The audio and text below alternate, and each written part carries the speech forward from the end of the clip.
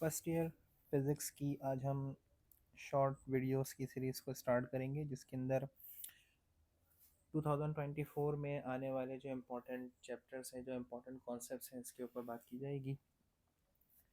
सबसे पहले number of chapters की बात करें तो हमारे कोर्स में नंबर ऑफ़ चैप्टर्स 12 इंक्लूड है। सामने आप देख सकते हैं, मेजरमेंटल कम्युनिकेशन। एग्ज़ाम में ऐसा नहीं होता कि किसी पेपर को या किसी चैप्टर को स्किप कर दिया जाए। हर एक चैप्टर से कुछ ना कुछ टॉपिक किसी न किसी तरह से पूछा जाता है, चाहे वो क्वेश्चन हो सकता है, चाहे वो रीजंस हो सकते हैं, चाहे न्यूमेरिकल हो सकता है, और मोस्ट इम्पॉर्टेंट एमसीक्यूज तो तकरीबन हर चैप्टर से ही बन रहे होते हैं। तो इस बार बुक के अंदर काफ़ी आसानी की है बोर्ड वालों ने, और इसमें वेटेज भी इन्होंने बता दिया है। मीन्स के इस चैप्टर से हम अगर इसको फोकस करते हैं, तो अगर हमने इसकी कंप्लीट प्रिपरेशन कर ली तो 9 to 10 मार्क्स इसके अंदर हम अचीव कर सकते हैं। इसी तरह से सेकंड चैप्टर के अंदर 4 to 5। अच्छा, अब सेकंड चैप्टर क्लियर नज़र आ रहा है कि न्यूमेरिकल पे फोकस ज़्यादा करना है, डायनेमिक्स इस पे भी न्यूमेरिकल पे फोकस ज़्यादा करना है। रोटेशनल एंड सर्कुलर मोशन के अंदर 7 मार्क्स का पेपर जिस तरह से बन रहा है। वर्क एनर्जी और पावर की बात कर लें तो इसमें 8 से 9 नंबर का पेपर बन सकता है, जिस रेफरेंस के लिए है, बट ये कि इसकी वेटेज के इक्विवेलेंट हमने इसको देख लिया है। अच्छा, फर्स्ट ईयर फिजिक्स का जो पेपर होगा वो होगा 100 मार्क्स का, जिसमें से 85 की थियरी होगी और 15 का आपका प्रैक्टिकल होगा। अब ये 85 मार्क्स 3 सेक्शन पर डिस्ट्रीब्यूट होते हैं, बिल्कुल 9 मैट्रिक के पैटर्न के अकॉर्डिंग। 17 एमसीक्यूज होते हैं, वही 20% एमसीक्यूज, 40% सेक्शन बी और 40% आपका सेक्शन सी होता है। तो chapter number 1, physical quantities and measurement, या जस्ट मेजरमेंट अगर हम इसको कह लें, फिजिक्स एंड मेजरमेंट। तो इसके अंदर जो सबसे इम्पॉर्टेंट जो कॉन्सेप्ट है आपका, वो फंडामेंटल क्वांटिटी का है। इसी से रिलेटेड आपके पास कुछ एमसीक्यूज बनेगा। बाकी ये जो ब्रांच ऑफ फिजिक्स वगैरह हैं, ये जस्ट एमसीक्यूज के लिए इंपॉर्टेंट हो सकते हैं, लेकिन ये कि क्लासिकल मैकेनिक्स, इलेक्ट्रोमैग्नेटिज्म, ये इतना इंपॉर्टेंट नहीं है। अब जैसे क्वांटम मैकेनिक्स की बात करें तो यहाँ पर ये इंट्रोडक्शन है, क्योंकि थर्मोडायनेमिक्स, ऑप्टिक्स, ये ग्रेड 9 की फिजिक्स के अंदर डिटेल में पढ़ा होगा आपने। अब देखिए, जैसे क्वांटम मैकेनिक्स की अगर हम बात करें तो क्वांटम मैकेनिक्स क्लासिकल मैकेनिक्स थोड़ी डिफरेंट है। क्यों? क्योंकि इसके अंदर हम माइक्रोस्कोपिक स्केल पर बात कर रहे होते हैं। माइक्रोस्कोपिक स्केल मींस यानी कि सिर्फ एटम्स की बात नहीं होगी। अब एटम्स के अंदर जो चीज़ें हो रही हैं, क्या इंटरेक्शन एक एटम दूसरे से इंटरेक्ट किस तरह से करता है, इसी तरह से अगर इलेक्ट्रॉन की बात करें तो इसका मोमेंटम क्या होगा, सब एटॉमिक लेवल पर बात होगी बेसिकली इसके अंदर। अच्छा, इससे भी वाइड स्कोप अगर हम बात करें तो यहाँ पर कुछ एग्जांपल लिखे हुए हैं, like wave particle duality. Light के हवाले से जाहिर से बात है, काफ़ी सालों से बहस चलती है कि भाई ये पार्टिकल है या वेव है। तो आज डुअल नेचर ऑफ लाइट को हम एक्सेप्ट करते हैं। अब ये कैसे हुआ, ये एडवांसमेंट आई है जो क्वांटम मैकेनिक्स के अंदर, तभी हमने इस चीज़ को एक्सपेरिमेंटली करके या एक्सपेरिमेंट के ज़रिए हमने इस चीज़ को कंफर्म किया कि लाइट पार्टिकल की फॉर्म में भी बिहेव कर सकती है और वेव की फॉर्म में भी बिहेव कर सकती है। अच्छा, इसी तरह से क्वांटम एंटेंगलमेंट की बात कर लें। रिलेटिविटी, अगर रिलेटिविटी की बात करें तो रेस्ट एंड मोशन की अगर जिस यहाँ पे बात करते हैं, तो रेस्ट एंड मोशन ये एक दूसरे से रिलेटिव होते हैं। लेकिन यहाँ पर अब, ये हमने 9 क्लास में पढ़ा, लेकिन यहाँ पर अब जो चीज़ें थोड़ी सी डिफर होंगी, like time deletion, length contraction और स्पेस टाइम कर्वेचर की बात होगी। देखिए, नॉर्मल अगर कोई ऑब्जेक्ट किसी वेलोसिटी से मूव कर रहा है तो उसके लिए टाइम, लेंथ वगैरह नॉर्मल ही रहेगा। लेकिन अगर ये वेलोसिटी एक्सट्रीम लेवल पर जाती है, लेट सपोज अगर हम स्पीड ऑफ लाइट की बात करें जो कि 3 × 10⁸ मीटर पर सेकेंड होती है, तो वहाँ पर एक ऑब्जेक्ट नॉर्मल से हटकर बिलीव करे, नॉर्मल से हटकर बिहेव करेगा। इसी तरह से आपके पास अगर लेंथ कॉन्ट्रैक्शन की क्या मीनिंग हुई, कि अगर लेट सपोज मेरे पास एक ऑब्जेक्ट की लेंथ ए से बी तक है, तो अगर ये स्पीड ऑफ लाइट से ट्रैवल करेगा तो इसकी लेंथ है वो कॉन्ट्रैक्ट हो जाएगी। मीन्स होगी तो यही, लेकिन देखने में हमें क्या नज़र आएगी, ये कॉन्ट्रैक्ट हो जाएगी इसकी। इसी तरह से टाइम डिलेशन का मतलब कि अगर कोई ऑब्जेक्ट लाइट की स्पीड से ट्रैवल कर रहा है तो उसके लिए टाइम बिल्कुल डिले हो जाएगा, मीन्स शॉर्ट हो जाएगा। इसी तरह से आपके पास और क्या कॉन्सेप्ट इसके लिए इम्पोर्टेंट हो सकते हैं, ये जस्ट एमसीक्यूज के लिए इम्पोर्टेंट हो सकते हैं यहाँ पर। नहीं, इसमें से फिलहाल कुछ भी नहीं। हाँ, अब देखें, फंडामेंटल क्वांटिटी 7 होती हैं, इनके नाम पता होने चाहिए। Length, mass, time, electric current, thermodynamic, temperature, amount of substance और लुमिनस इंटेंसिटी। ऐसा यूनिट भी पता होनी चाहिए, metre, second, kilogram, ampere, kelvin, mole और कैंडेला, साथ में इसकी यूनिट। ये बहरहाल ग्रेड 9 का कॉन्सेप्ट है सारा। अच्छा, अब यहाँ पर क्वांटिटीज़ को दो कैटेगरीज में डिवाइड करते हैं, फंडामेंटल या बेस क्वांटिटीज़, और सेकंड नंबर पर ड्राइव क्वांटिटीज़। फंडामेंटल क्वांटिटी के लिए जस्ट एक वर्ड, इंडिपेंडेंट, ये किसी दूसरे क्वांटिटी पर डिपेंड नहीं करती, और ड्राइव क्वांटिटी जो होती है वो डिपेंड करती है। मीन्स जब दो फंडामेंटल क्वांटिटी या दो से ज़्यादा फंडामेंटल क्वांटिटी मिलेंगी तो हमारे पास ड्राइव क्वांटिटी की फॉर्मेशन होती है। इसके अंदर कुछ एग्जांपल दी गई है, वॉल्यूम ड्राइव क्वांटिटी है, एरिया, फोर्स, स्पीड, वेलोसिटी, इसके अलावा और बहुत बहुत बहुत सारे और भी ड्राइव क्वांटिटीज के एग्जाम्पल है। ये टॉपिक अब हमारे लिए इंपॉर्टेंट है यहाँ पर, क्योंकि ये अब नई चीज़ यहाँ पर स्टार्ट होगी। सप्लीमेंट्री यूनिट्स क्या होते हैं? सप्लीमेंट्री यूनिट्स फिजिक्स के अंदर दो यूनिट्स को कंसिडर किया जाता है, जिसके अंदर एक हमारे पास प्लेन एंगल है और एक हमारे पास सॉलिड एंगल है। इसको समझते हैं। जो टू डायमेंशनली एंगल है, लेट्स सपोज अगर मैं एक सर्कल यहाँ पर ड्रॉ करूँ, तो इससे पहले हमने किसी दो रॉक के दरमियान ये जो अमाउंट ऑफ रोटेशन होता है इसको एंगल कहा था,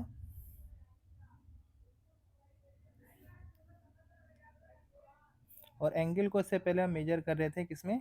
डिग्री में।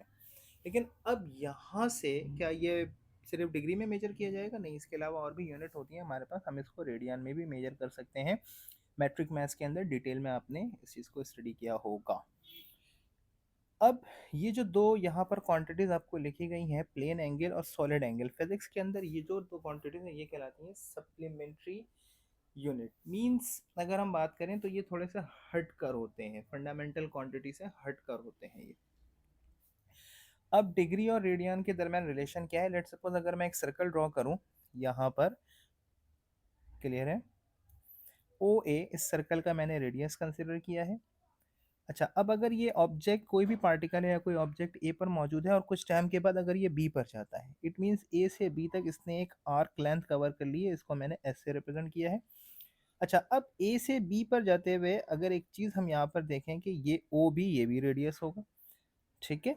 अच्छा, अब ए से बी तक ये जो आर्क लेंथ की वैल्यू है, अगर जब ये पॉइंट ए से बी पर जाए, जब ये एस की वैल्यू रेडियस की इक्वल हो रही हो, मीन्स ये जो रेड लाइन से कर्व नज़र आ रहा है और ये जो रेडियस की वैल्यू ओ ए, जिस वक्त ये आपस में इक्वल होंगे तो उस वक्त यहाँ पर जो एंगल बनता है, इस एंगल को हम कहते हैं 1 रेडियन, ठीक है? अच्छा, अब यहाँ पर ये कंडीशन मौजूद है कि जिस तरह से आर्क लेंथ हमारी इंक्रीज होगी, लेट्स सपोज अगर मैं बी को आगे लेके जाऊँ, यहाँ पर अगर जैसे लेकर आता हूँ तो क्लियर नज़र आ रहा है एंगल की वैल्यू इंक्रीज हो जाएगी। मीन्स जिस तरह से ये हमारे आर्क लेंथ की वैल्यू बढ़ रही है, इसी तरह से हमारे पास यहाँ पर ये जो थीटा है, रेडियन जिसको हमने रिप्रेजेंट किया है, ये एंगुलर डिस्प्लेसमेंट कहलाता है। इस तरह से इसकी भी वैल्यू इंक्रीज कर रही है, ठीक है? अच्छा, जब ये एस और आर आपस में इक्वल होंगे तो उस वक्त ये जो थीटा होगा या जो एंगुलर डिस्प्लेसमेंट होगा ये कहलाएगा हमारे पास 1 रेडियन। अब सेकंड जो हमारे पास है वो है सॉलिड एंगल। इन दोनों के दरमियान डिफरेंस ये है कि प्लेन एंगल 2 डायमेंशनली होता है, जबकि सॉलिड एंगल ये 3 डायमेंशनली होता है। अच्छा, एक और एग्जाम्पल यहाँ पर कंसिडर करें कि अब सॉलिड एंगल है क्या। अगर लेट सपोज मेरे पास, ये फिगर इतनी क्लियर नहीं, इससे समझते हैं। एक सर्कल है मेरे पास, इस सर्कल के लिए लेट सपोज ये है सेंटर ओ, अब ये है ओ ए और ये ओ बी, ये दोनों रेडियस है इसके। अच्छा, अगर ये 3 डायमेंशनली कोई स्फेरिकल हो तो उसके ऊपर अगर जैसे मैं ये वाला पोर्शन अगर मैं इसके ऊपर कर्व बनाऊं,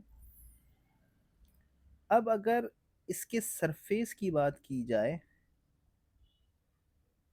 तो ये जो ऊपर वाला यहाँ पर जो आ रहा है, अगर मैं इसके एरिया की बात करूं, लेट सपोज अगर मैं इसके सरफेस एरिया को कह दूं एस, और उस की वैल्यू, जब सरफेस एरिया की वैल्यू, ये जो रेडियस है कुछ भी एक्स वाई 2 3 4 कुछ भी हो सकती है, ये इक्वल होगी आर स्क्वायर के। मीन्स जितना इस स्फेयर का रेडियस है, इसका स्क्वायर इक्वल किसके हो? सरफेस एरिया के इक्वल हो। तो उस वक्त यहाँ सेंटर पर जो एंगल सब्सटेंड होगा, इस एंगल को हम कहते हैं स्टेरेडियन और उसको रिप्रेजेंट करते हैं एस आर से। ये दो कॉन्सेप्ट्स आपके एमसीक्यूज के लिए काफ़ी ज़्यादा इंपॉर्टेंट है। सेकंड, यहाँ पर अब ड्राइव क्वांटिटी की कुछ एग्जांपल दी गई है, प्रेशर, एनर्जी, ठीक है? अब ये क्या एमसीक्यूज बन सकता है कि what is the unit of pressure, तो पास्कल होती है, वर्क की जूल, पावर के लिए वॉट, रेजिस्टेंस के लिए ओम, कैपेसिटेंस के लिए फेरेड। ये मोस्टली सारे कॉन्सेप्ट आपने मैट्रिक फिजिक्स के अंदर स्टडी किए हैं। अच्छा, अब इसके बाद हमारे पास कुछ प्रीफिक्सेस की बात आ रही है। प्रीफिक्सेस अगेन ये भी ग्रेड 9 फिजिक्स का ही कॉन्सेप्ट है, बट यहाँ पर 4 प्रीफिक्सेस की बात हो रही है। जस्ट इनकी वैल्यूज़ आपको आनी चाहिए। लाइक मेगा की अगर हम बात करें तो अगर ये यूनिट है मेरे पास, तो यूनिट को हम बड़े यूनिट में कन्वर्ट कर सकते हैं या फिर छोटे यूनिट में कन्वर्ट कर सकते हैं। बड़े यूनिट में जाते हैं तो वो मल्टीपल्स कहलाते हैं, और अगर हम छोटे यूनिट में जाते हैं तो फिर वो कहलाते हैं फ्रैक्शंस। ठीक है। अच्छा, मल्टीपल्स की अगर बात करें, लेट्स सपोज अगर मेरे पास मीटर है तो मल्टीपल के अंदर सबसे पहला क्या आता है, डेकामीटर, फिर आता है हेक्टोमीटर, फिर आता है किलोमीटर, फिर आता है मेगामीटर, फिर आता है गीगामीटर। अच्छा, इसी तरह से अगर हम रिवर्स आते हैं तो सबसे पहले आ जाएगा हमारे पास डेका के लिए DAM होगा। अच्छा, ये हो जाएगा डेसीमीटर, फिर हो जाता है हमारे पास सेंटीमीटर, फिर हो जाता है मिलीमीटर, फिर हो जाता है माइक्रोमीटर, फिर हो जाता है नैनोमीटर, फिर हो जाता है पिकोमीटर, फिर हो जाता है फेम्टोमीटर। तो यहाँ पर मेगा की बात हो रही है, यानी कि किलो के बाद मेगा, तो इसकी जो न्यूमेरिकल वैल्यू होती है वो होती है 10⁻6। मिली की बात करें तो मिली यहाँ पर मौजूद है, तो ये हो जाती है 10⁻3, क्योंकि हम रिवर्स आ रहे हैं। माइक्रो की बात करें, अगेन रिवर्स आ रहे हैं, 10⁻6। और नैनो की बात कर लें तो 10⁻9। तो एमसीक्यू बन सकता है, और 1 मेगामीटर इज इक्वल डैश मीटर, तो काफ़ी आसान होगा। मेगामीटर इज इक्वल 10⁻6 मीटर, या फिर आ जाए 1 मीटर इक्वल्स डैश माइक्रोमीटर। तो अगर हम इसकी बात करें, मीटर से माइक्रोमीटर में जा रहे हैं, बड़े से छोटे में जा रहे हैं, तो अगेन यहाँ पर भी मल्टीप्लाई होगा, तो मीटर 1 2 3, माइक्रो में जा रहे हैं तो 10⁻6 माइक्रोमीटर, इस तरह से हो जाएगी यहाँ पर वैल्यू। अच्छा, इसके अलावा और क्या चीज़ इंपॉर्टेंट हो सकती है, अगर लेंथ की बात करें तो लेंथ को हम डिफरेंट एपरेटस से मेजर कर सकते हैं। सबसे जो फर्स्ट एपरेटस वहाँ यहाँ पर हमारे पास जो मौजूद होता है वो होता है हमारे पास मीटर रूल, जो कि इतना ज़्यादा प्रिसाइज नहीं होता। जबकि इसके अलावा वर्नियर कैलिपर और स्क्रू गेज वगैरह भी हम यूज़ करते हैं लेंथ को मेजर करने के लिए। Let's suppose metre rule, vernier caliper और टेप मेजर, मेजरिंग टेप, ये सारी चीज़ें यूज़ होती हैं। अच्छा, इसके अलावा मास की अगर बात करें तो मास के लिए most important physical balance use करते हैं। अच्छा,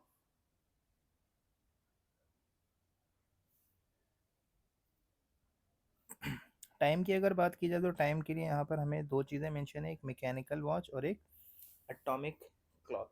मैकेनिकल क्लॉक और atomic clock. Mechanical clock means हम ऐसी क्लॉक को कहते हैं जिसके अंदर हमें किसी टाइप की मूवमेंट मिल जाएगी। किसी टाइप की मूवमेंट मीन्स कुछ चीज़ें मूव करती हुई नजर आएंगी। लेकिन एटॉमिक क्लॉक या डिजिटल क्लॉक के अंदर ऐसा नहीं होता। लाइक अगर हम मैकेनिकल क्लॉक की बात करें तो उसके अंदर निडल्स हमारे पास मौजूद होती है, मूवमेंट नज़र आती है।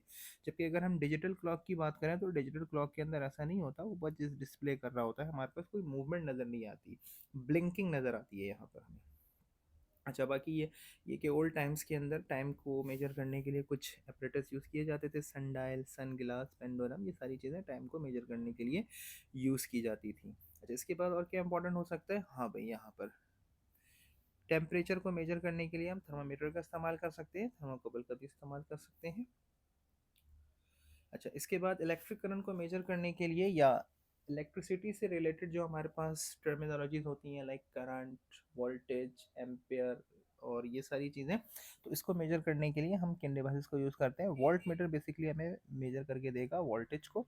एम मीटर की बात करें तो ये हमें करंट मेजर करके देगा। ओम मीटर की बात करें तो हमें रेजिस्टेंस को मेजर करके देता है। अच्छा, CRO क्या चीज़ है, CRO आपके पास ऑसिलेशंस को समझने में हमारी हेल्प करता है। लेट्स सपोज अगर एक पार्टिकल मूव करता है, स्विंग करता है, अगर मुझे इसकी स्विंगिंग किसी डिस्प्ले पर चाहिए, लाइक दिस, क्लियर आप देखें यहाँ पर ये जो पार्टिकल की मूवमेंट है इस तरह से, तो ये हम CRO यानी कि कैथोड रे ऑसिलोस्कोप के जरिए इसकी चीज़ों को स्टडी कर सकते हैं। अब इसके बाद जो नेक्स्ट कॉन्सेप्ट आ रहा है हमारे पास, वो आ रहा है डायमेंशनलिटी का। ये मोस्ट इंपॉर्टेंट है, लाजमी इससे रिलेटेड कोई ना कोई क्वेश्चन बनेगा एग्जाम में। देखिए, डायमेंशंस क्या है, हमने जो इससे पहले फंडामेंटल क्वांटिटीज़ पढ़ा है, ये आपके पास 7 होते हैं, length, mass, time, temperature, amount of substance, electric current, luminous intensity. ठीक है। अच्छा, अब ये जो हमारे पास 3 होते हैं ना, ये कहलाते हैं फंडामेंटल्स ऑफ फंडामेंटल, यानी कि बेस क्वांटिटी के जो बिल्कुल बेस होते हैं, ये 3 होते हैं। अच्छा, जब भी किसी क्वांटिटी को हम इन्हीं इन्हीं ये जो base quantity, length, mass, time, अगर इसी के पावर में रिप्रेजेंट करेंगे, लेट सपोज XYZ की फॉर्म में, तो वो मेरे पास कहलाती है डायमेंशन। लेंथ के लिए जो डायमेंशन हम यूज़ करते हैं वो यूज़ करते हैं L। मास के लिए जो यूज़ करते हैं वो यूज़ करते हैं हम m, और इसके लिए हम यूज़ करते हैं t। अब जैसे कि वेलोसिटी के लिए हमें पता है डिस्प्लेसमेंट, डिस्प्लेसमेंट एक्चुअली खुद एक लेंथ है, और टाइम। तो अब इसके लिए जो डायमेंशन होगा, यहाँ पर देखिए मास का फैक्टर नहीं आया, तो हम लिख देंगे m0, मास का फैक्टर नहीं है, और लेंथ। अच्छा, अब टाइम का जो फैक्टर है वो डिनोमिनेटर में है, तो m0 l t इनवर्स, ये हमारे पास डायमेंशन किसकी हो जाएगी, वेलोसिटी की। तो अगर स्पीड के लिए आ जाए तो स्पीड के लिए भी ये होगा। लेट्स सपोज अगर वेलोसिटी की बात कर लें तो यहाँ पर ये डायमेंशन है। प्रेशर की बात करें तो प्रेशर हमें पता है किसके इक्वल होता है, force per unit area. Force खुद किसके बराबर होता है, मास टाइम एक्सेलरेशन के, और एरिया लेंथ स्क्वायर के होता है। अब मास के लिए हमारे पास, मास की अगर बात करें, ये रहा मास के लिए हम डायमेंशन क्या यूज़ करेंगे, m, ये हमने मास के लिए यूज़ कर लिया। अच्छा, एक्सलेरेशन किसके इक्वल होता है, मीटर पर सेकंड स्क्वायर, ये इसकी यूनिट है, यानी कि change in velocity in unit time. तो एक्सलेरेशन की यूनिट होती है मीटर पर सेकंड स्क्वायर। अगेन मीटर के लिए क्या यूज़ होगा भाई, l, और टाइम के लिए क्या हो जाएगा, टी स्क्वायर। तो एक्सलेरेशन की जगह पे क्या आ गया, टी स्क्वायर। ठीक है। अच्छा, अब ये यहाँ पर ये लेंथ स्क्वायर का फैक्टर डिवाइड हो रहा था, अगर मैं इसको मल्टीप्लाई में करूंगा तो ये 1/l स्क्वायर हो जाएगा। अब लेंथ के लिए डायमेंशन l है, तो ये हो गया l स्क्वायर। एक l से एक l कैंसिल हो गया, तो न्यूमरेटर में m बचा, डिनोमिनेटर में l और t स्क्वायर बचा। तो इस तरह से प्रेशर की डायमेंशन क्या हो गई, m l t-2, ये हमारे पास प्रेशर की डायमेंशन हो गई। अब यहाँ पर ये जितनी डायमेंशन लिखी है, लाइक एरियल के लिए डायमेंशन l स्क्वायर, तो यहाँ पर अगर l स्क्वायर है तो यहाँ पर m भी 0 है, एल स्क्वायर, और टी भी 0 होगा। इधर से डेंसिटी की बात करें तो यहाँ एम एल है, यहाँ पे टी क्या हो जाएगा, 0 हो जाएगा। मोमेंटम के लिए M L T inverse, work energy के लिए M L square T square inverse, electric charge के लिए, अब इलेक्ट्रिक करंट के लिए वैसे इतना ज़्यादा इंपॉर्टेंट तो नहीं है। इलेक्ट्रिक करंट के लिए यहाँ पर अब करंट के लिए डायमेंशन यूज़ होती है वो ए होती है, लेकिन ये कि ज़्यादातर एम एल टी वाले ही आएंगे।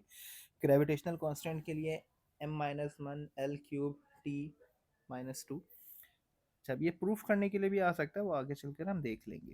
अच्छा, इसके अलावा अब आपके पास क्या हो सकता है, homogeneity of a physical equation of dimensionality. अगर मेरे पास कोई इक्वेशन है, लेट सपोज यहाँ मैं कंसिडर कर लेता हूँ s इक्वल वी टी, अगर ये ठीक है ये रिलेशन, तो इसको डायमेंशनली करेक्ट होना होगा। मींस जो यहाँ से लेफ्ट की डायमेंशन आएगी वही राइट से आनी चाहिए।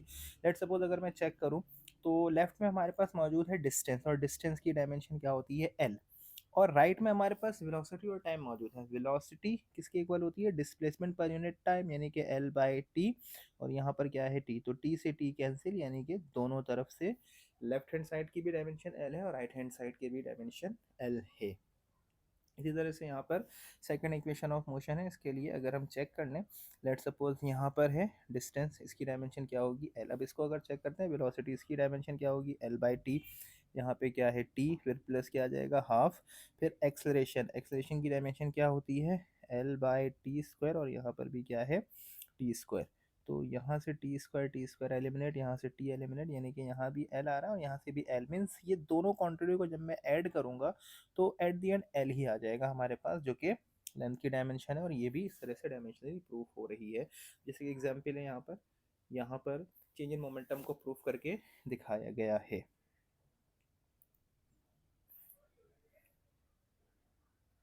अच्छा, अब डायमेंशन की मदद से हम किसी फॉर्मूले को भी कैलकुलेट कर सकते हैं, जैसे कि अगर ये टाइम पीरियड ऑफ पेंडुलम के लिए 2π/L/g। अब ये फॉर्मूला डायमेंशन की मदद से कैसे आया, चेक करते हैं। यहाँ पर हमें बताया गया है कि अगर एक पेंडुलम ऑसिलेट करे, ऑसिलेट करते हुए उस पेंडुलम के मास की वैल्यू m है और इसकी डायमेंशन है m, और लेंथ l है, यहाँ पे डायमेंशन उसकी गिवन है। अच्छा, और ग्रेविटेशनल एक्सलरेशन g है, और इसकी जो डायमेंशन है वो है l t-2। अच्छा, टाइम पीरियड के लिए हमें पता है तीन क्वांटिटीज हमें गिवन है। टाइम पीरियड किसके इक्वल हो जाएगा, हमें एक मास गिवन है, हमें इसके अलावा एक लेंथ गिवन है, और हमें इसके अलावा एक जी की वैल्यू गिवन है। अच्छा, अब जाहिर सी बात है डायमेंशन के अंदर कुछ ना कुछ इसके यहाँ पर पावर्स की वैल्यू होगी। लेट्स सपोज मैं एज्यूम कर लेता हूँ ये x है, ये y है, ये z है। अच्छा, अगर ये दोनों डायमेंशनली करेक्ट हैं, जैसे कि हमें बता दिया गया है, तो यहाँ पर ये दोनों की डायमेंशन सेम होनी चाहिए। मीन्स यहाँ पर m की डायमेंशन है x, और यहाँ पर तो m है नहीं, क्योंकि यहाँ सिर्फ t आएगा। अगर मैं इसको कंप्लीट अगर एक्सपेंड करके कर लूँ तो ये किस तरह से हो जाएगा, देखते हैं। चलिए, इसको अगर हम एक्सपेंड करें तो ये mx ly, और जी हमें पता है जी किसके इक्वल होता है, एक्सेलरेशन है मीटर पर सेकेंड स्क्वायर, यानी कि ये हो जाएगा l/मीटर पर सेकेंड स्क्वायर, और इसकी पावर है तो ये हो जाएगा mx, ये हो जाएगा ly, और ये पावर जब l पर अप्लाई होगी तो ये हो जाएगा lz, ये पावर 2 पर इस पर अप्लाई हो जाएगी तो 2z से मल्टीप्लाई होकर क्या हो जाएगा 2z, और ये डिनोमिनेटर में है तो न्यूमिनेटर में लेकर आएंगे तो ये पॉजिटिव से नेगेटिव हो जाएगा। क्लियर नज़र आ रहा है कि यहाँ तो मास का कोई फैक्टर है नहीं, यानी कि हम लिख सकते हैं m0, यहाँ पर l भी नहीं है तो l भी क्या लिखा जाएगा 0, जबकि t मौजूद है। तो अगर हम इसको कंपेयर करें x इक्वल किसके हो गया 0 के। अच्छा, इसी तरह से अगर लेंथ की बात करें तो y प्लस z दोनों का बेस सेम है, तो हम पावर्स को ऐड कर सकते हैं y प्लस z। अब यहाँ पर ये l की वैल्यू क्या बता रहा है 0, और यहाँ पर टाइम की वैल्यू ये बता रहा है -2z, और यहाँ पे टाइम इसकी पावर यहाँ कुछ नहीं लिखी हुई तो ये किसके इक्वल होगा 1। तो इस तरह से z की वैल्यू आ जाएगी -1/2। अब यहाँ पर नज़र आ रहा है क्लियर हमें y किसके इक्वल है -z के, तो y की वैल्यू क्या आ जाएगी -z की वैल्यू क्या आ रही है यहाँ से -1/2। This means y is equal 1/2। अब ये टाइम पीरियड के रिलेशन फाइंड करना है तो इसकी वैल्यूज को रख लेंगे। Time period is equal m to the power x, यानी कि m टू दी पावर 0। अच्छा, नेक्स्ट क्या है अब हमारे पास l to the power y plus z। चलिए भाई, अब यहाँ पर ये टाइम पीरियड किसके इक्वल आ रहा है k times M X L Y G Z.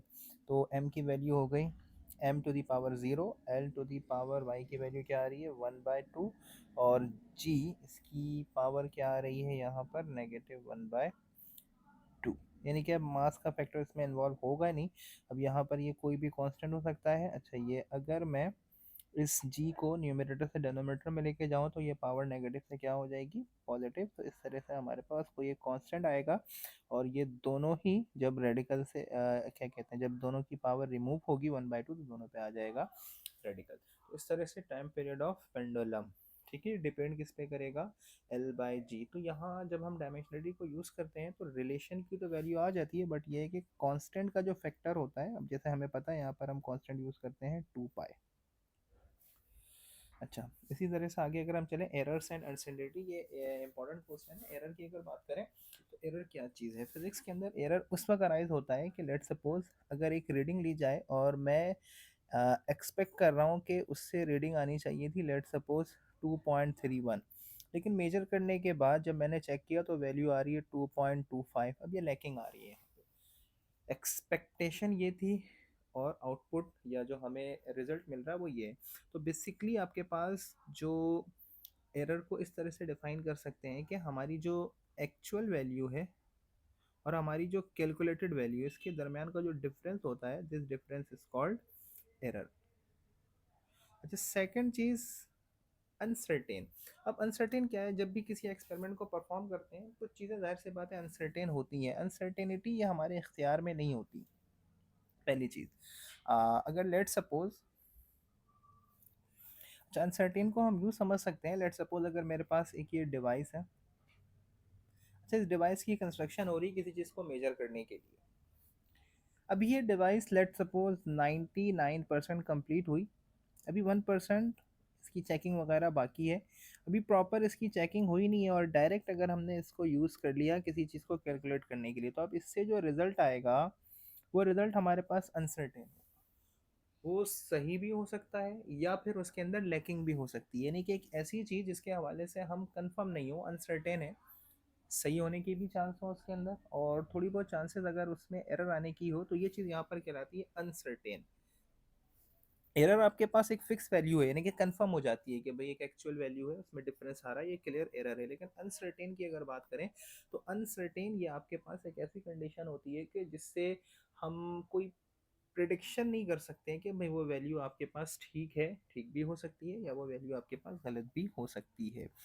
अच्छा, एरर की बात करें तो एरर को आसानी से रिमूव किया जा सकता है, यानी कि जिस बंदे से एरर आ रहा है वो खुद चाहे तो रिमूव कर ले, या जिस अपरेटस से एरर आ रहा है वो चाहे तो हम इसको रिमूव कर ले। लेकिन अगर अनसर्टेनिटी की बात करें तो अनसर्टेनिटी मेनली ऐसा होता है कि भाई जिस बंदे से ये अनसर्टेनिटी अराइज हो रही है तो वो उसे ठीक नहीं कर सकता। जाहिर सी बात है, अगर कोई डिवाइस है तो उसको जो बनाने वाला है वही उसके उस प्रॉब्लम को ठीक करेगा। अच्छा, इसके बाद यहाँ पर एरर की टाइप्स है सिस्टमेटिक एरर और रैंडम एरर। सिस्टमेटिक एरर वो होती है जो किसी एपरेटस के ज़रिए से हो, और रैंडम एरर वो होती है जिसके अंदर इन्वायरमेंट का इफेक्ट आ जाए। सिस्टमेटिक एरर को यहाँ पर कुछ कैटेगरीज में डिवाइड किया गया है। सबसे पहले इंस्ट्रूमेंटल एरर, यानी कि जिस इंस्ट्रूमेंट से हम किसी चीज़ को मेजर कर रहे हैं उस इंस्ट्रूमेंट के अंदर कोई फॉल्ट हो, तो उस फॉल्ट की वजह से जो एरर अराइज होगा वो होगा इंस्ट्रूमेंटल। इन्वायरमेंटल एरर की बात करें, लेट सपोज अगर एक एक्सपेरिमेंट परफॉर्म किया जा रहा है, अब उस एक्सपेरिमेंट को परफॉर्म करते हुए इन्वायरमेंट के अंदर अगर जैसे थोड़ी बहुत चेंजेस आ जाती हैं, लाइक अगर मुझे एक ऐसा एक्सपेरिमेंट परफॉर्म करना चाहिए था जहाँ पर रेडिएशन नहीं होनी चाहिए, लेकिन अब वहाँ पर अगर रेडिएशन जैसे अब अगर जैसे रेडिएशन वहाँ इंक्लूड हो जाती है तो इससे हमारे रिजल्ट के ऊपर फर्क पड़ेगा। अच्छा, अब देखिए ये जो रेडिएशन आ रही है वो हमारे एपरेटस को ख़राब नहीं कर रही है, हमारे इन्वायरमेंट के हो सकता है टेम्परेचर को वो बढ़ा दे, इसके वजह से वो एरर हमारे रिजल्ट के अंदर शामिल हो जाए। ऑब्जर्वेशनल एरर ये बेसिकली होते हैं ह्यूमंस की वजह से। लेट सपोज अगर कोई बंदा या कोई साइंटिस्ट है या जो भी रीडिंग टेकर है, अगर उससे थोड़ी सी कोताही होती है उसकी वजह से जो एरर अराइज हो जाए वो हो जाएगा आपके पास ऑब्जर्वेशनल एरर। अच्छा, रैंडम एरर ये टोटली सिस्टम पर डिपेंड करेंगे, ये हमारे इख्तियार में नहीं होते। सिस्टमेटिक एरर की बात की जाए तो सिस्टमेटिक एरर काफ़ी आसानी से डिटेक्ट हो जाता है और उसको हम ठीक भी कर सकते हैं। और रैंडम एरर जो होता है, रैंडम एरर अव्वल बात तो आसानी से डिटेक्ट नहीं होता, और अगर डिटेक्ट हो भी जाए तो उसको ठीक करने में काफ़ी ज़्यादा मेहनत या काफ़ी ज़्यादा टाइम लगता है। बाकी इसके बाद अब हमारे पास कुछ हमें रिलेशंस वगैरह आने चाहिए। लेट सपोज अगर वॉल्यूम की बात करें, या लेट सपोज अगर हम डिफरेंट ऑब्जेक्ट्स की वॉल्यूम की बात करें, लेट सपोज अगर मुझे क्यूब का वॉल्यूम फाइंड करना है तो लेंथ क्यूब होगा, क्यूबाइड के लिए करना है तो लेंथ ब्रेथ इनटू हाइट हो जाएगा। इस तरह से अगर मुझे किसी स्फीयर का वॉल्यूम फाइंड करना है तो ये हो जाएगा 4/3 पाई आर क्यूब। मोस्टली इन्हीं तीन रिलेशन से आपके एग्जाम में क्वेश्चन आ रहे होते हैं, तो रिलेशन देख लीजिएगा। बाकी जब हम इसके न्यूमेरिकल्स करेंगे नेक्स्ट वीडियो में तो वहाँ पर हम इसको देख लेंगे। अच्छा, अब यहाँ पर रेप्लीकेबिलिटी से क्या मतलब है? रेप्लीकेबिलिटी का मतलब ये होता है कि अगर किसी एक्सपेरिमेंट को हमने, या अगर कोई एक्सपेरिमेंट किया और उसकी रीडिंग ली, तो हम सिर्फ एक रीडिंग पे डिपेंड नहीं करें, हम उसकी मल्टीपल रीडिंग्स ले लें। और अगर मल्टीपल रीडिंग से वही वैल्यू आ रही है तब तो हमारे पास, अगर बार बार एक ही चीज़ आ रही है तो ये जो एक्सपेक्टेशन है अगर उसके अकॉर्डिंग बार बार वही चीज़ आ रही है तो ये आपके पास एक्यूरेट रिजल्ट हो जाएगा। कैलिब्रेशन की अगर बात करें तो कोई भी जैसे कि डिवाइस है, लाइट सपोज अगर वर्नियर कैलिपर है या स्क्रू गेज है, तो उसकी कैलिब्रेशन बार बार करनी चाहिए। यानी कि अगर मुझे कोई एक्सपेरिमेंट इससे परफॉर्म करना है तो परफॉर्म करने से पहले मैं इसकी कैलिब्रेशन चेक कर लूँ, ऐसा तो नहीं कि इसके अंदर कोई एरर वगैरह है। एक्सपेरिमेंट परफॉर्म करने से पहले हम जो एहतियात या फिर जो प्रिकॉशंस कर रहे होते हैं ये सारी चीज़ें कैलिब्रेशन के अंदर आ जाएंगी। अनसर्टेनिटी तो वैसे हर एक चीज़ के अंदर इन्वॉल्व होती है। अच्छा, इसके बाद हम हमारे पास क्या है, ये खैर इतना इम्पोर्टेंट नहीं है, आगे चलते हैं। ये सारे न्यूमेरिकल्स के अंदर देखेंगे। अच्छा, ग्राफ। अब ग्राफ के अंदर आपके पास दो टाइप के वेरिएबल्स होते हैं, ये इंपॉर्टेंट है, देख लीजिएगा। डिपेंडेंट और इंडिपेंडेंट। देखिए, डिपेंडेंट वेरिएबल्स वो होते हैं जो खुद किसी पे डिपेंड करें, और इंडिपेंडेंट वेरिएबल्स वो होते हैं जो किसी पे डिपेंड नहीं करें। लेट सपोज अगर मैं लिखता हूँ y इक्वल 2x-3, तो यहाँ पर ये जो y है ये डिपेंडेंट होगा और x जो है ये इंडिपेंडेंट होगा। मीन्स अगर मैं x की वैल्यू यहाँ पर रिप्लेस कर दूँ 2, तो ये हो जाएगा 4-3 इक्वल्स 1। यानी कि ये x की वैल्यू डिसाइड कर रही है कि y की वैल्यू क्या होनी है। Means y is dependent on x। किसी भी इक्वेशन के अंदर, किसी रिलेशन के अंदर, किसी फंक्शन के अंदर वो क्वांटिटी जो किसी दूसरे क्वांटिटी पर डिपेंड नहीं करती है वो आपके पास कहलाती है इंडिपेंडेंट वेरिएबल। जो डिपेंड करेगी वो कहलाएगी आपके पास डिपेंडेंट वेरिएबल। मोस्टली जो डिपेंडेंट क्वांटिटीज होती हैं वो लेफ्ट में मौजूद होंगी और इंडिपेंडेंट क्वांटिटी राइट में मौजूद होती हैं। और अगर ग्राफ की बात करें तो ग्राफ के अंदर हमेशा इंडिपेंडेंट क्वांटिटी एक्स एक्सिस पे मौजूद होती है और डिपेंडेंट क्वांटिटी वाई एक्सिस पे हम रखते हैं, ये याद रखना है। अच्छा, इसी तरह से एरर बार और एक्स्ट्रापोलेशन की बात कर लें, ये आपके एग्जाम में आ सकता है, एक्स्ट्रापोलेशन। अच्छा, अब इसकी मीनिंग क्या होती है? लेट सपोज हम क्या करते हैं कि ग्राफ के अंदर एक हमने ग्राफ ड्रॉ किया, let suppose this point is origin, और यहाँ इसके राइट हैंड पर कुछ वैल्यूज़ हैं, कुछ वैल्यूज़ लेफ्ट हैंड पर हैं, और यहाँ पे हमने कुछ वैल्यूज़ प्लॉट की। लेट सपोज अगर मैंने कहा कि मैंने यहाँ पर एक वैल्यू प्लॉट की है और इसकी वैल्यू लेट सपोज आ गई 2 1, और अगर एक वैल्यू मैंने यहाँ प्लॉट की है, लेट सपोज ये -4 पर ये आ रही है -2। ठीक है। अच्छा, अब ये दो पॉइंट की मदद से मैं एक रेफरेंस लाइन बना लूंगा इस तरह से कि अगर ये लेट सपोज इनके दरमियान का रिलेशन लीनियर है, तो अगर मुझे 5 पर फाइंड करना है तो आसानी से फाइंड किया जा सकता है। लेट सपोज अप्रोक्सीमेटली इसकी वैल्यू क्या हो सकती है, 3 4 के बिटवीन हो सकती है इस तरह से। लेट सपोज अगर मुझे कहीं बहुत दूर करना है, लेट सपोज 25 पे करना है, तो जिसमें क्या करूँगा, इस तरह से एक लाइन ड्रॉ करूँगा और ये जो लाइन है इसको हम पास करके चेक कर लेंगे ये वैल्यू कहाँ पर इंटरसेक्ट कर रही है। तो इस चीज़ को कहते हैं एक्स्ट्रापोलेशन। एक्स्ट्रापोलेशन। सिग्निफिकेंट फिगर्स आ गए। इसके बाद सिग्निफिकेंट फिगर्स हम उन डिजिट्स को कहते हैं जिसके बारे में हमें कॉन्फिडेंट होता है। अगर हम किसी चीज़ को वर्नियर कैलिपर से मेजर करेंगे तो हमें पता है वर्नियर कैलिपर डेसिमल के बाद सिर्फ 2 डिजिट देगा हमें। लेट सपोज अगर मैं बात कर लूँ 2.32, यहाँ तक हमें वैल्यू मिल सकती है वर्नियर कैलिपर से। यानी कि वर्नियर कैलिपर से अगर हम किसी चीज़ को मेजर करेंगे तो हम सिर्फ 2 प्लेसेस तक कॉन्फिडेंट होंगे। और अगर यही चीज़ अगर स्क्रू गेज से मेजर की जाए तो ये हो सकता है 2.325 हो जाए, तो इसके लिए हमारे पास सिग्निफिकेंट फिगर्स बढ़ जाएंगे। सिग्निफिकेंट फिगर्स बेसिकली उन डिजिट्स को कहते हैं जिन डिजिट्स के हवाले से हमें कॉन्फिडेंट होता है। अच्छा, अब यहाँ पर कुछ रूल्स हैं, इसको देख लेते हैं। अब यहाँ पर किस तरह से रूल्स हमें बताए गए हैं। जितने भी नॉन जीरो डिजिट होंगे वो सिग्निफिकेंट होंगे, लाइक 52, 252, 1 2 3 4, ये सारे के सारे आपके पास नॉन जीरो है तो ये सारे के सारे सिग्निफिकेंट होंगे। अच्छा, इसी तरह से अगर कोई जीरो किसी दो नॉन जीरो के दरमियान ट्रैप हो जाए तो ये भी सिग्निफिकेंट होगा। यानी कि यहाँ पर 3 सिग्निफिकेंट फिगर है, यहाँ पर भी 3 सिग्निफिकेंट है क्योंकि ये ट्रैप हो चुका है। एक और एग्जांपल ले लेते हैं। अगर मैं कहता हूँ 5 2 4 8, तो यहाँ पर 4 सिग्निफिकेंट फिगर्स होंगे। ये बेसिकली ग्रेड 9 के अंदर डिटेल में पढ़ा होगा आप लोगों ने। अच्छा, अब यहाँ पर अगर तो लीडिंग जीरो है, लीडिंग जीरो मतलब जो स्टार्ट में आ रहे हो, लीडिंग जीरो कभी भी सिग्निफिकेंट नहीं होते। लीडिंग जीरो के अंदर हमेशा जो नॉन जीरो है वही सिग्निफिकेंट होगा, लेकिन यहाँ पर सिर्फ 2 सिग्निफिकेंट फिगर है। अच्छा, एक चीज़ अगर एक और एग्जांपल ले लें, अगर यहाँ बात की जाए तो यहाँ 3 सिग्निफिकेंट फिगर हो जाएंगे। देखिए ये तो सिग्निफिकेंट नहीं होंगे क्योंकि लीडिंग जीरो सिग्निफिकेंट नहीं होते।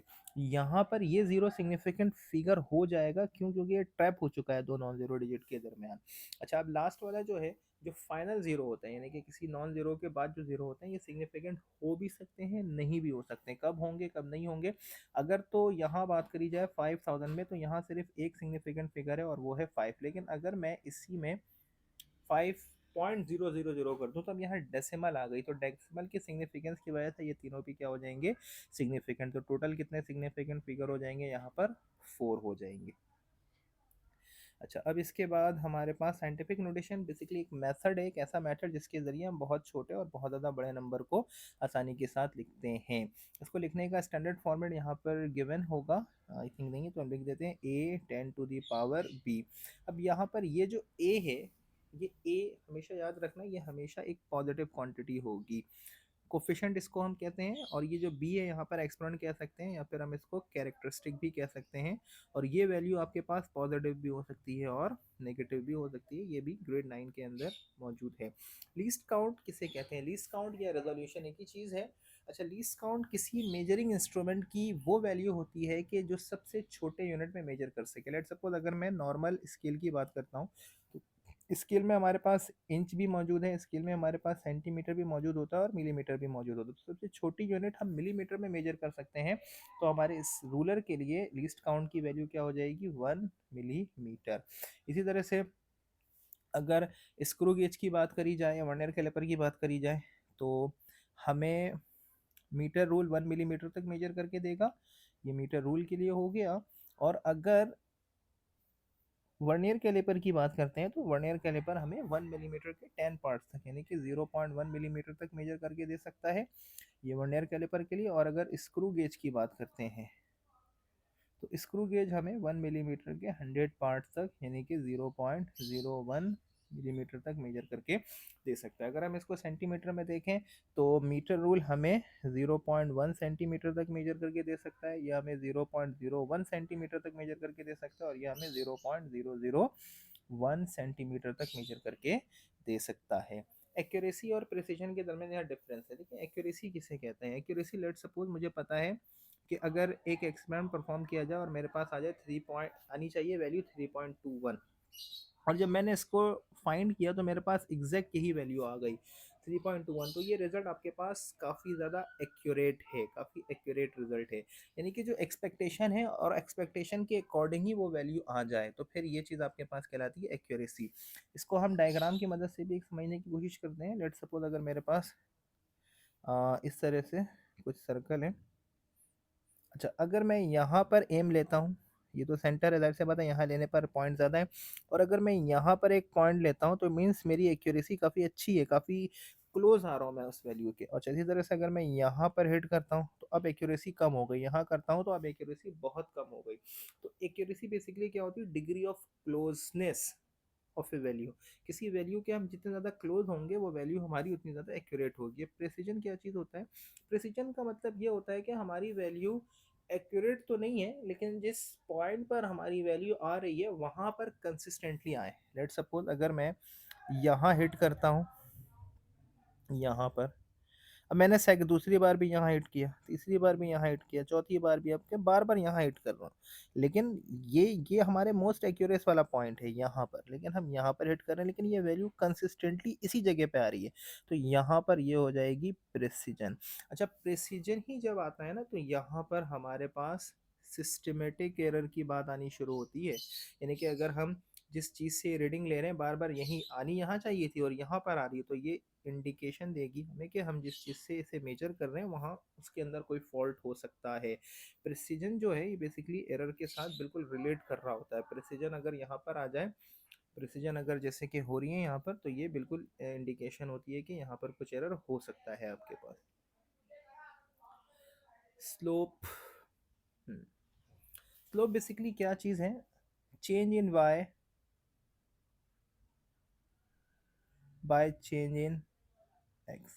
फिजिक्स के अंदर जब भी आपके पास किसी एक क्वांटिटी में चेंज आ रहा हो किसी दूसरे क्वांटिटी के रिस्पेक्ट, या हम कह सकते हैं कि लेट सपोज अगर मेरे पास एक ग्राफ है, तो अब अगर मैं x में कोई चेंज करूं और इसका चेंज y पर भी जाए, या y में कोई चेंज करूं इसका चेंज x पर भी जाए, तो बेसिकली इसके जो रेशो होता है change in y bye change in x, ये बेसिकली कहलाता है हमारे पास स्लोप।